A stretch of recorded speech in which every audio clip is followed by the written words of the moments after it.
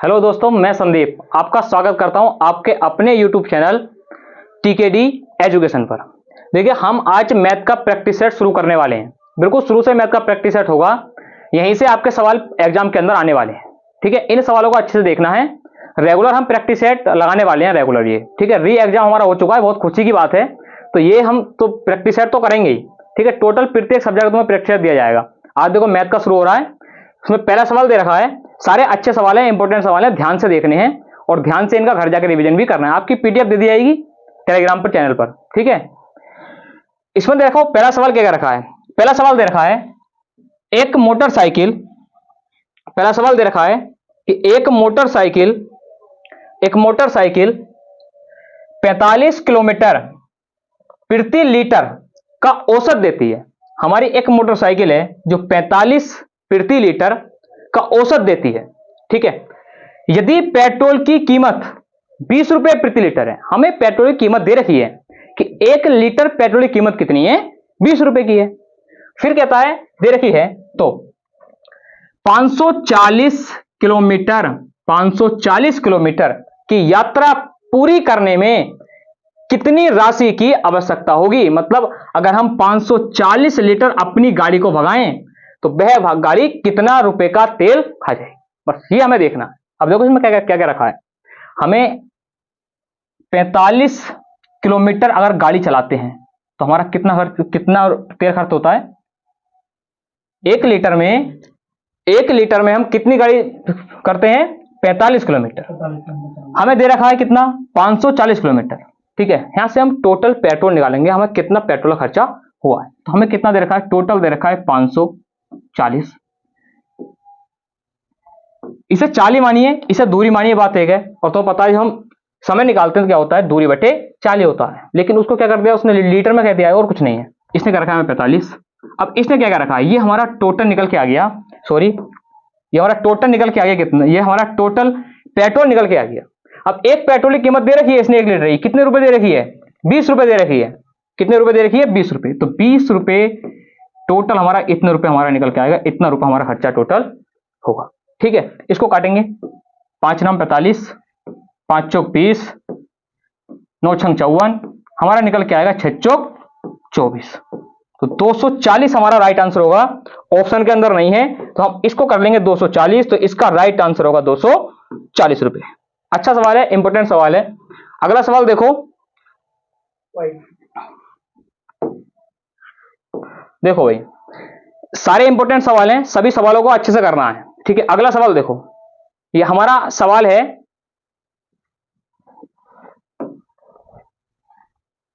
देखो इसने क्या रखा है, रोहन और सोहन का वेतन 2:3 के अनुपात में है। रोहन और सोहन का वेतन 2:3 के अनुपात में है। किसमें दे रखा है, 2:3 के अनुपात में है। यदि प्रत्येक के वेतन में 2000 रुपए की वृद्धि कर दी जाए, कितने की, 2000 रुपए की।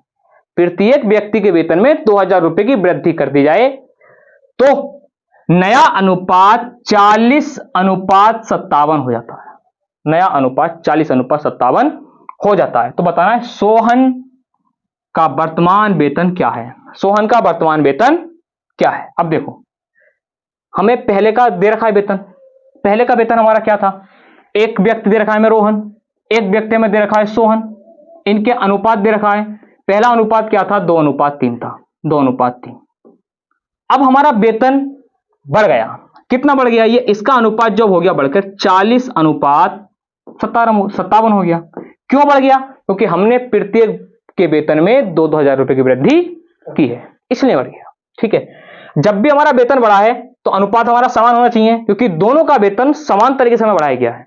क्योंकि इधर भी 2000 रुपए, इधर भी 2000 रुपए, दोनों का क्या होना चाहिए, समान होना चाहिए। जब दोनों का समान होना चाहिए तो इसका अंतर भी क्या होगा, समान होगा हमेशा। ये एज वाले सवाल से ऐसा, मतलब एज के सवाल होते हैं, वही सवाल है बिल्कुल सेम, इसमें कोई अंतर नहीं है। यहां पर कितने का अंतर है, 17 का अंतर है। तो हम इसको क्या करेंगे, अंतर बराबर करेंगे। जब अंतर बराबर करेंगे, अंतर हम बराबर करेंगे, तो गुणा करनी पड़ेगी, 17 दूनी 34। अब हमारा वेतन कितना हो गया, 34 हो गया। 17 तिया 51, अब कितना वेतन हो गया हमारा, 17 तिया 51, हमारा वेतन कितना हो गया, 51 हो गया। अब देखो, अब इसका अंतर जब तुम काउंट करोगे तो अंतर समान आएगा। यहां पर देखोगे अंतर 6 रुपए का, यहां पर देखोगे अंतर कितने का, 6 रुपए का। मतलब कि प्रत्येक के वेतन को अनुपात में 6 से बढ़ाया गया है, 6 से, प्रत्येक के वेतन को 6 से बढ़ाया गया। लेकिन हमने प्रत्येक के वेतन को कैसे बढ़ाया है, 2000 से बढ़ाया है। प्रत्येक के वेतन में कितनी वृद्धि करी है, 2000 की वृद्धि करी है। अच्छा, हम अगर एक का मान निकालें, एक का मान कितना निकल के आएगा, एक का मान निकल के आएगा 2000 अपॉन के 6। कितना निकल के आएगा दोस्तों, 2000 अपॉन के 6 निकल के आएगा। अब देखो इसने पूछा क्या है, इसने पूछा है सोहन का वर्तमान वेतन कितना है। सोहन का वर्तमान वेतन पूछा है, सोहन का वर्तमान वेतन कितना। देखो सोहन का वर्तमान वेतन कितना है, 51 रुपए। हमें 51 का मान क्या है पूछा है, तो 51 का मान निकाल देंगे हम, सीधा 51 का मान निकाल देंगे। 51 का मान निकालेंगे, 3 से काट लेंगे, 3 से काटेंगे तो निकल के आएगा हमारा 3 दूनी 6, 7 51, 2 से काटेंगे कितनी बार कटेगा, 1000 बार, तो 17 का ना 17, तो हमारा आंसर कितना आ गया, 17000। यही हमारा आंसर होगा, ये वाला ऑप्शन 17000। ठीक है, देखो अगला सवाल, सारे सवाल इंपॉर्टेंट हैं। अगला सवाल देखो, घर से भी रिवीजन करने हैं सारे सवाल ये, ठीक है, घर से एक एक बार सारे रिवीजन सवाल करने हैं, टोटल सवाल देखने हैं। ठीक है, इसके बाद देखो अगला सवाल, इसने क्या क्या रखा है, इसने क्या रखा है, ए बी सी 3 व्यक्ति दे रखे हैं हमें। कितने व्यक्ति हैं, 3 व्यक्ति। एक लघु व्यापार आरंभ करते हैं तीनों मिलकर, तीनों ने साझे व्यापार आरंभ करा है, साझेदारी का सवाल है, देखना है प्रत्येक एग्जाम में एक एक सवाल आया है। इसने क्या रखा है, ए ने व्यापार में निवेशित हुई कुल पूंजी का 1/5, इसको देखना है कुल पूंजी का 1/5। ए ने कुल पूंजी का 1/5, कहने का मतलब क्या है, 5 में से 1 रुपया ए ने लगाया है, 5 में से 1 रुपया ए ने लगाया है। ठीक है, इसके बाद दे रखा है का योगदान दिया, फिर ए और सी ने बराबर योगदान दिया, बराबर योगदान किया। वर्ष के अंत में 5200 रुपए का 5200 रुपए का कुल लाभ हुआ। कितने का, 5200 रुपए का कुल लाभ हुआ। तो बताना है सी का लाभ कितना है, सी का लाभ बताना है हमें कि सी का लाभ कितना है, सी को कितने रुपए मिले हैं लाभ के रूप में। ठीक है, अब देखो कितने व्यक्ति दे रखे हैं, 3 व्यक्ति, एक बी सी, एक व्यक्ति ए है, एक बी है और एक सी है। इनका हम पूंजी का अनुपात निकालेंगे, पूंजी का अनुपात हमारा क्या कहलाएगा, लाभ का अनुपात कहलाएगा। देखो कुल पूंजी कितनी है, कुल पूंजी है 5 रुपए, क्योंकि 5 में से 1 रुपया किसने लगाया है, 5 में से 1 रुपया लगाया है ए ने। ठीक है, इसके बाद बचे 4 रुपए, बी ने और सी ने उनको बराबर बराबर लगाया है, मतलब कि बी ने लगाए होंगे 2 रुपए और सी ने भी कितने लगाए होंगे, 2 रुपए, टोटल 5 रुपए। इस टोटल 5 का मान तुम्हें कुल लाभ का मान दे भी रखा है, कितना दे रखा है, 5200 रुपए दे रखा है, 5200 रुपए तुम्हें दे रखा है, 5200 रुपए दे रखा है। एक का मान निकालेंगे, एक का मान निकालने के लिए हम क्या करेंगे, 5200 रुपए अपॉन के 5 इंटू मान किसका पूछा है, मान पूछा है हमसे सी का, तो इंटू सी, तो उससे हम क्या कर देंगे, इसके अंदर गुणा कर देंगे। अब देखो इसमें क्या क्या रखा है, काटेंगे इसको, 5 का ना 5, 5 चौक 20, 5 चौक 20, ठीक है, 5 चौक 20, 2 से गुणा करेंगे तो 104 दूनी कितना होगा, 208, तो हमारा आंसर आएगा डी वाला, यही हमारा आंसर होगा। साझेदारी का सवाल है, प्रत्येक एग्जाम के अंदर पूछा गया है, तो ये सवाल भी आना आपके भी आएगा, ध्यान रखना है सवाल का। अगला सवाल देखो,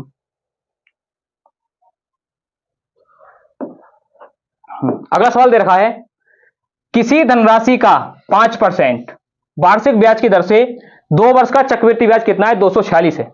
2 वर्ष का चक्रवृद्धि ब्याज कितना है, 246 है। उसी धनराशि का 6% वार्षिक ब्याज की दर से 3 वर्ष का साधारण ब्याज क्या होगा। इसके लिए एक फॉर्मूला ध्यान रखना है, यह है x plus Y plus X Y upon 100, X Y upon 100। इस फॉर्मूले को पूरे को देख लो, देखो इसमें क्या क्या होता है। इस फॉर्मूले के अंदर ये 2 साल का है, ये जो दे रखा है इतना, ये हमारा 2 साल का एसआई है। टोटल की बात करें, पूरे की बात करते हैं, तो पूरा हमारा क्या है, ये पूरा फॉर्मूला होता है सीआई के लिए, 2 साल का ये सीआई है, 2 साल का क्या है सीआई, अगर परसेंटेज दर दे रखी है। और एक चीज और ध्यान रखनी है, ये जो दे रखा है इतना, ये जो दे रखा है इतना, ये 2 साल के लिए सीआई माइनस के एसआई है, सीआई माइनस एसआई है, सीआई माइनस एसआई दे रखा है। मतलब 2 साल का साधारण ब्याज और चक्रवृद्धि ब्याज का अंतर क्या होता है, एक्स वाई अपॉन के 100 होता है। लेकिन हमें अंतर से कोई मतलब नहीं है, हमें एसआई से कोई मतलब नहीं है, हमें है सीआई से मतलब। हमें दर दे रखी है, यहां से जब हम निकालेंगे एक्स का मान 5 रखेंगे, वाई का मान 5 रखेंगे, और यहां पर 5, यहां पर 5, निकल के आएगा 25%। तो टोटल जो उसका दे रखा है, टोटल ब्याज जो उसको मिला है वो 10.25% का मान लिया। ठीक है, तो टोटल ब्याज हमारा कितना दे रखा है, सवाल के अंदर दे रखा है कितना रुपए, 246 रुपए। कितना दे रखा है, 246। ठीक है, और परसेंटेज में कितना हमारा ब्याज है, वो है 10.25%। ठीक है, 1% का मान हमारा निकल के आ गया। किसका मान निकालना है, 100 का मान, क्योंकि हमें धन चाहिए तो 100 से गुणा करनी पड़ेगी, क्योंकि हमारा धन हमेशा कितना होता है, 100 रुपए होता है। ठीक, पॉइंट हटाएंगे, 2 जीरो बढ़ाएंगे। ठीक है, पॉइंट हटाएंगे हम, 2 जीरो बढ़ाएंगे, काटेंगे इसको, 25 से काटेंगे, 25 चौका 100, 25 से काटेंगे, 25 चौका 100, 25 का ना 25। 41 से अलग दिखाई दे रहा है, 41 से जाएगा कितनी बार, 6 बार जाएगा, तो 6 चौक 24। टोटल धन हमारा कितना निकल के आएगा, 2400 रुपए निकल के आएगा। तो हमारा जो धन है 2400 रुपए। आगे का कहा, देखो आगे का है उसी धनराशि पर, जो धनराशि हमारी निकल के आई है उसी धनराशि पर 6% वार्षिक ब्याज से 3 वर्ष का साधारण ब्याज क्या होगा। एक चीज ध्यान रखनी है हमेशा कि हमारा जो साधारण ब्याज होता है वो वार्षिक होता है। एक साल में कितना ब्याज मिला है हमें, 6% का, तो 3 साल में कितना मिलेगा, 36 18 का, तो हमें 18% निकाल देना है बस। 18% निकालेंगे तो हमारा निकल के आएगा, अब देखो लास्ट में दिखना है ओनली 8 चौक 32, सिर्फ एक ऑप्शन में दिखाई दिया हमें कौन सा 32, तो ये हमारा आंसर होगा 432। इसका राइट आंसर क्या आएगा, 432 आएगा। ठीक है, 6% की वार्षिक ब्याज की दर से। ठीक, अगला सवाल देखो, इंपोर्टेंट सवाल था, ध्यान रखना है, चक्रवृद्धि ब्याज का सवाल प्रत्येक उसके अंदर पूछा गया है। अगला सवाल देखो, ये सवाल दे रखा है हमें, देखो इसको, इसके अंदर देखो ये साधारण ब्याज का सवाल है, ये भी अच्छा सवाल है। इसने क्या रखा है, साधारण ब्याज पर निवेशित धनराशि 5 वर्ष के अंत में 306 हो जाती है। 5 वर्ष के अंत में कितनी हो जाती है, 306 हो जाती है। ठीक है, 5 वर्ष की बात करिए, 5 वर्ष के अंत में 306 हो जाती है यदि ब्याज मूलधन के 9/25 भाग के बराबर हो। यदि ब्याज क्या देखा, यदि ब्याज मूलधन के 9/25 भाग के बराबर हो तो ब्याज की वार्षिक दर है। ब्याज की वार्षिक दर हमें क्या करनी है, बतानी है कि ब्याज की वार्षिक दर है। ठीक, अब देखो इसमें करना क्या है, ये जो 306 दे रखा है ये फालतू का, ये फालतू चीज दे रखी है, इससे कोई मतलब नहीं है हमें 306 से, इस 306 से कोई मतलब नहीं। ठीक है, हमें तो अलग दे रखा है कि हमें मूलधन कितना है, मूलधन तो 25 रुपए है, ब्याज कितना है, ब्याज तो 9 रुपए है, तो करना ही क्या है हमें, इस 306 का तो कुछ करना ही नहीं है, तो हमें तो ब्याज दे रखा है कितने रुपए, 9 रुपए अलग दे रखा है। देखो यदि ब्याज मूलधन के 9/25 भाग के बराबर हो तो हमारा 25 रुपए में से ब्याज कितना मिला है, 9 रुपए का, तो ब्याज कितना है, 9 रुपए का, और टोटल कितना दे रखा है हमें धन, 25 रुपए, और हमें कितने वर्ष की बात करी है, 5 वर्ष की बात करी है। दर हमें क्या करनी है, निकालनी है अपॉन के 100। ठीक, यहां से निकालेंगे, 25 चौका 100, 9 चौक 36, निकल के आएगी हमारी दर 36/5, 5 सत्ते 35, 5 सत्ते 35 और 1/5%। ये हमारा राइट आंसर होगा बी वाला, 7 सही 1/5%। ठीक है, सारे क्वेश्चन ऐसे हैं, सब इजी क्वेश्चन है और सब वन लाइनर क्वेश्चन है। अगला क्वेश्चन देखिए, ये 3D का क्वेश्चन है हमारा। ठीक है, इसके लिए फॉर्मूले का याद होना बहुत जरूरी है। इसने क्या रखा है, किसी गोलक गोलक का मतलब गोला ही है और कुछ नहीं है, किसी गोलक और अर्धगोलक की त्रिज्या एक समान है। ठीक है, इनकी त्रिज्या क्या दे रखी है, एक दे रखी है, समान दे रखी है दोनों की त्रिज्या। उनके कुल पृष्ठीय क्षेत्रफल का अनुपात बताएं। उनके कुल पृष्ठीय क्षेत्रफल का, देखो टोटल पृष्ठीय क्षेत्रफल का अनुपात बताना हमें। पृष्ठीय क्षेत्रफल अलग होता है और टोटल पृष्ठीय क्षेत्रफल अलग होता है। इसने क्या रखा है, देखो एक होता है हमारा गोला, एक हमारा दे रखा है अर्धगोला। क्या होता है, अर्धगोला। ठीक है, इनका अनुपात बताना है, संपूर्ण पृष्ठीय क्षेत्रफल का अनुपात। इसका संपूर्ण पृष्ठीय हो या पृष्ठीय हो, इसका एक ही होता है, क्षेत्रफल गोले का। ठीक है, इसके दोनों चेंज हो जाते हैं। इसका पृष्ठीय क्षेत्रफल होता है 4πr², फॉर्मूला याद होना चाहिए, अनुपात। इसका पृष्ठीय क्षेत्रफल होता है 3πr²। करना कुछ नहीं है, त्रिज्या समान है तो त्रिज्या खत्म, इससे ये खत्म। आंसर क्या निकल के आया हमारा, 4/3। तो इसका राइट आंसर आएगा 4/3। वही 4:3 या कह सकते हैं 4/3 भी कह सकते हैं, कोई दिक्कत नहीं, अनुपात ही होता है 4/3 में। ठीक है, तो इसका आंसर क्या है? 4:3। 3D का क्वेश्चन, एक क्वेश्चन तो आना ही है, तो ध्यान रखना है।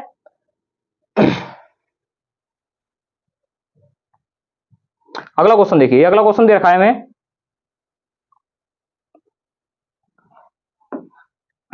देखो भाई इसने क्या क्या रखा है, यदि a plus B upon under root A B बराबर दे रखा है 2/1 हो तो a माइनस बी का मान क्या होगा? आसान सवाल है, देखने में लग रहा है बस ऐसा ही है, बिल्कुल आसान सवाल है, कुछ नहीं है। क्या कर रखा है देखो, अरे अलग दिखाई दे रहा है, मान इसके क्या है, इसका मान 1 होगा, बी का मान भी 1 होगा, अरे तभी तो जोड़कर क्या बना है, 2 बना है, सिंपल सी बात है। यहां पर अंडर रूट के अंदर जब हम 1 का मान रखेंगे इंटू 1 का मान रखेंगे तभी तो 1 निकल के आएगा। a माइनस बी का मान रखा है तो 1 का मान भी a है और इसका मान भी a है, कट के 0 क्या हो गया, 0 हो गया, तो इसका आंसर क्या गया, बी आ गया। बिल्कुल सिंपल सवाल था, कोई नहीं है इसके अंदर, कुछ नहीं है, ठीक है, कोई लॉजिक नहीं लगाना है, बिल्कुल सिंपल सवाल है। अगला सवाल देखो, ये बिल्कुल आसान सवाल था, ठीक है। अगला सवाल क्या दे रखा है,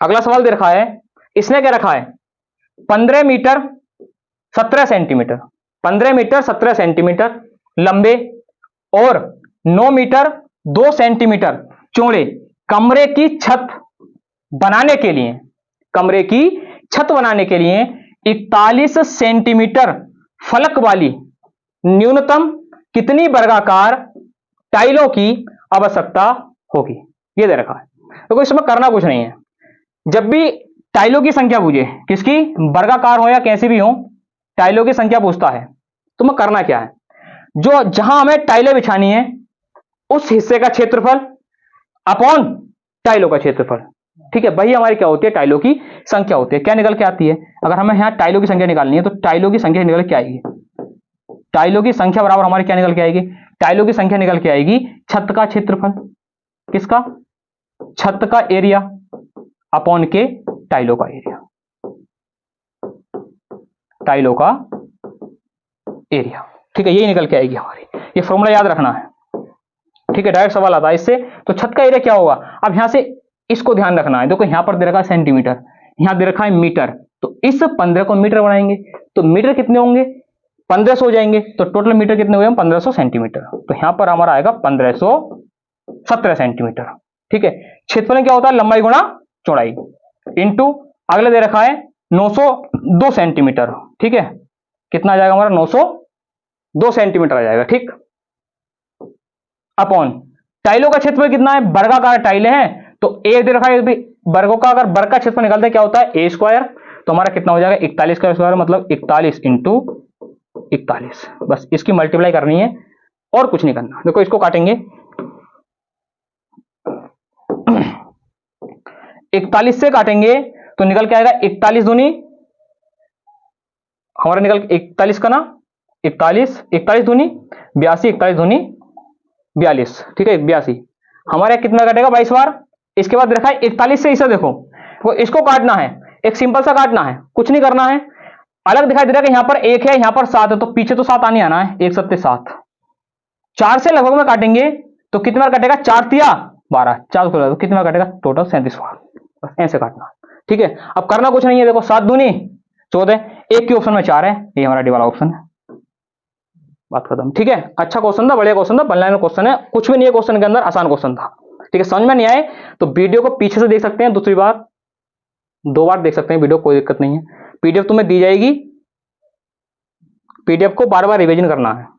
देखो भाई अगला सवाल क्या है, इसने क्या रखा है, किसी मंदिर में एक सप्ताह में औसतन 75 फल चढ़ाए गए हैं, कितने फल, 75, कितने सप्ताह में, एक सप्ताह में कितने फल, 75 फल चढ़ाए गए, मंगलवार को छोड़कर शेष 6 दिनों में, शेष 6 दिनों में औसतन 75 फल चढ़ाए, ठीक है, मंगलवार को छोड़ दिया, 6 दिन को लेते हैं तो हम कितना, 72 फल चढ़ाते हैं, ठीक है। तो ध्यान रखना है कि मंगलवार के दिन कितने फल चढ़ाए गए, मंगलवार की बात करिए, मंगलवार के दिन कितने फल चढ़ाए गए, ठीक है।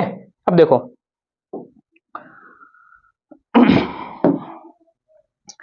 एक चीज ध्यान रखनी है, मंगलवार की बात करिए, हमारा दिन कम करा गया है, तो इधर देखो यहां पर हमारा कितना औसत था, 75, यहां पर हमारा औसत कितना था 72। ठीक है, टोटल औसत कितना कम हो गया? 3। गुणा करके हम कर सकते हैं, 7 की गुणा करेंगे 75 में, 6 की गुणा करेंगे 72 में, दोनों को घटाएंगे तब भी आंसर आ जाएगा। लेकिन ठीक है, लेकिन इसमें करना कुछ नहीं है, हमारे सवाल में आसान सवाल है। टोटल औसत हमारा 75 दे रखा है सबका। यहां से देखो कितने की कमी आई है, 3 औसत हमारा क्या हो गया? कम हो गया। कितना औसत कम हो गया? 3 औसत। ठीक है, संख्या कितनी रह गई? अरे संख्या कितनी रहेगी? संख्या रहेगी 6। तो टोटल औसत कितना कम हो गया? टोटल औसत कम हो गया 18। कितना कम हो गया? 18। टोटल हमारा औसत है कितना? टोटल हमारा औसत दे रखा है 75। इसको पूरा करने के लिए हम इसमें क्या करेंगे? 18 जोड़ देंगे। जब इसको जोड़ेंगे टोटल कितना निकल के आएगा? 93। तो हमारा इसका राइट आंसर क्या होगा? 93 होगा। ठीक है, इसका राइट आंसर होगा हमारा क्या? 93। देखो अगला सवाल, अच्छा सवाल था। अगला सवाल हमारा क्या दे रखा है? ठीक है, अगला सवाल देखो, इसने क्या रखा है? एक घड़ी, ये घड़ी का सवाल आ गया इसके अंदर, रीजनिंग का सवाल है।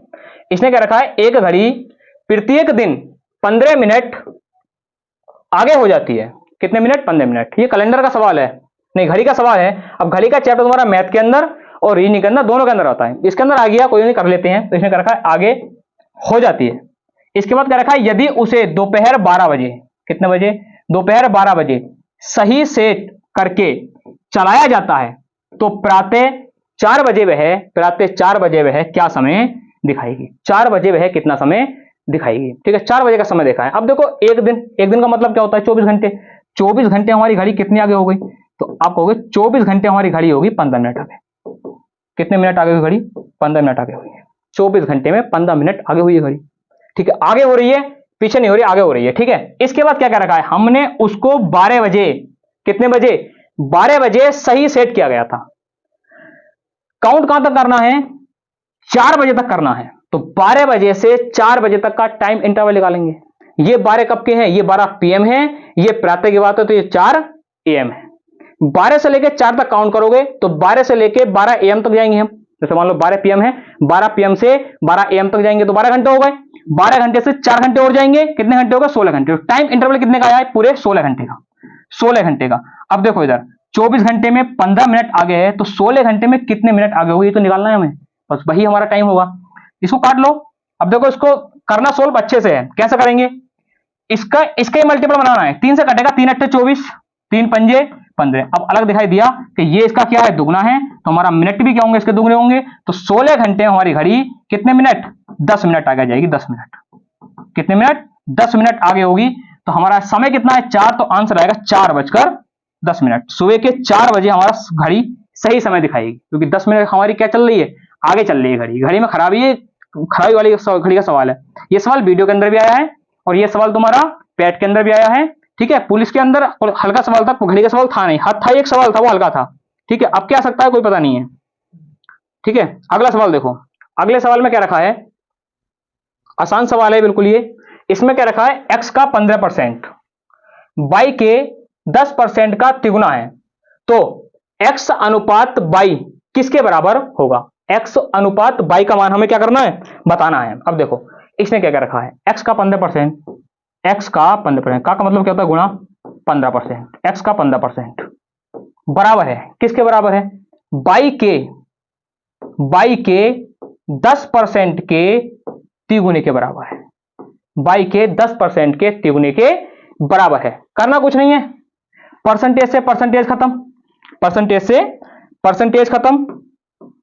ठीक है, इसके बाद 3 से काटेंगे, 3 पंजे 15, 5 से काटेंगे, 5 ही का ना 5, 5 दूनी 10। पूछा क्या है हमसे?